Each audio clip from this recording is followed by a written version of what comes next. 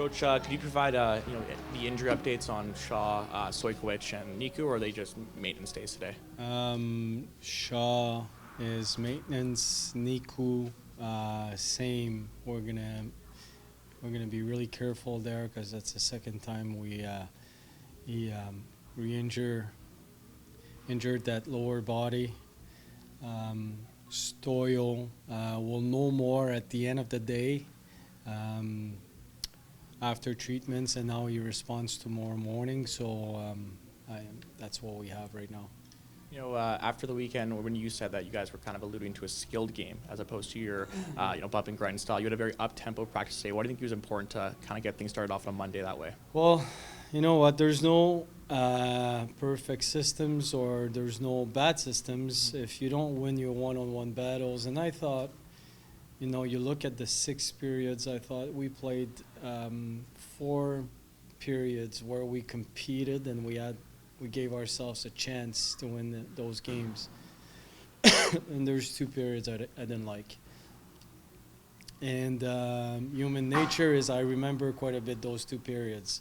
And it's about one-on-one battles, and it's not so much about systems. Yes, there's a few breakdowns, like the second goal on the second game. It's a system breakdown. New guy on the team, he's not sure. We're going to fix those problems. That's not an issue. But the one-on-ones and losing your man and not winning the net front battle, that I have a big issue with. And the message is we know we have great people on the team. We know they mean well and they want to work hard, but it's got to be consistent. And playing at the pro level, it's a tough job. And we played against a veteran team, a bigger team physically on paper, quite a few guys with NHL experience. So that was a great opportunity to show that you want to steal somebody's job on the Jets. But you know what? It's that's what we need to overcome at times. And in that game, the 2 periods that I didn't like, that was a practice today. We need to be better at one-on-ones. And it's not everybody, but it's right. It's a team game.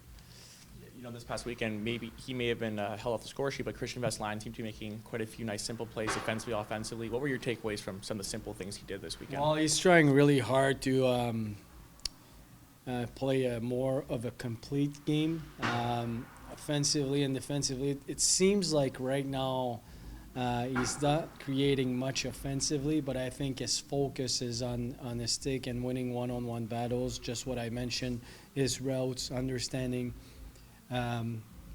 the game the way we want to play it. So he's trying to build trust amongst his teammates and the coaches. And I think at some point we'll see the balance between the defensive game and the offensive game. At the end of the day, we want him to produce as well. He was drafted as a power forward that can shoot the puck, so we want to see that.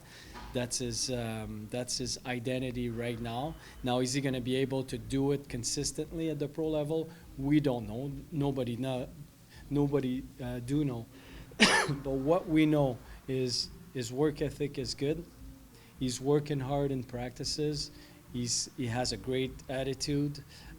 He's trying to play the game the right way, and I think at some point you will see the offensive components that he has adding to his game. So I think he's on the right track. You talked about how it's important to get Sammy to play minutes and such like that. Would you also say that, given the fact that he's back down here and you're going to get him some minutes, how important it is to have him on the right side, which is a need for the Jets at this point? You mean Sammy Niku? Yes. Yeah, for sure. Yeah, no, absolutely. He needs to play minutes. He needs to feel good about himself. But we're training camp for him. Just the accident, not being able to hit the ice as much as he wanted to or we wanted to. So it's just a combination of different things. It's just a matter of time.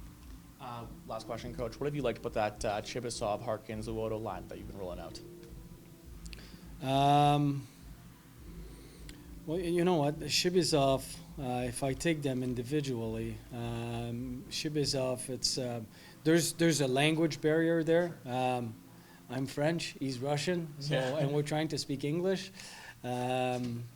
But his understanding of the language is really really basic at best, and I'm being generous here. So we're trying to go over the board and explain to him what needs to be done. But when you look at his game, his intensity is good.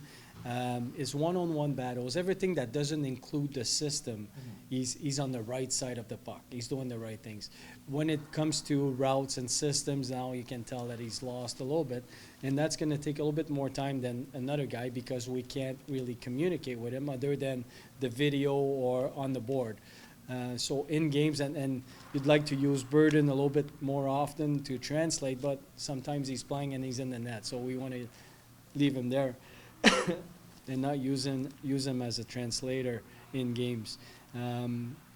Harkins, I thought, you know what, last year, the last 2 years, we played him as a winger. Now he's a center. I think he feels more that it's a natural position for him. I liked this game in Texas. I thought that the last 2 periods, like the rest of the team, he was a little bit slower. But I think those two could have an impact if we can create some chemistry on ice. And on the left side, a guy like McKenzie could do a decent job and bring some speed, and he's driving the net. He finds a way to get to the rebounds. His timing to get to the net and rebounds is really good. So that was the practice today. We don't know if we're going to keep it that way. We use those practices, and after every practices, we go over the lineup and we evaluate if there was any chemistry between the lines and the pairings, deep pairings. So we'll see at the end of the week where we're going to be at.